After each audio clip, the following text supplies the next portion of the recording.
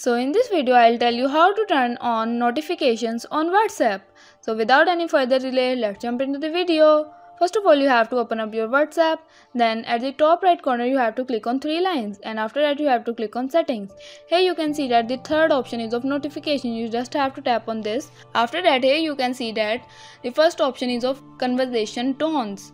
If you want to play these sounds, you just have to enable these options.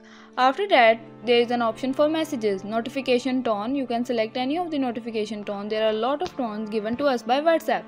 For example, I am selecting the default ringtone. You can select any of the tone according to your preference. After that, the next option is of vibrate. If you want that your phone would vibrate with the incoming messages, then you have to on this feature. There are four options: on, default, short and long. If you want that the phone would vibrate for a short time period, you have to click on short, and if you want that it would vibrate for a long time period, you have to click on long. Okay, so after that the next option is of light.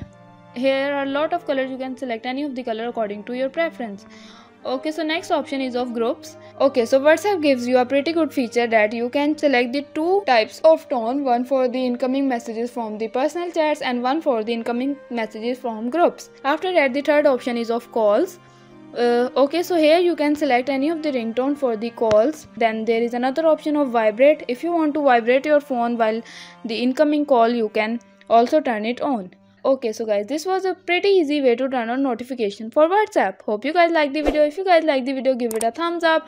Don't forget to subscribe to the channel, hit the bell icon. Thank you for watching.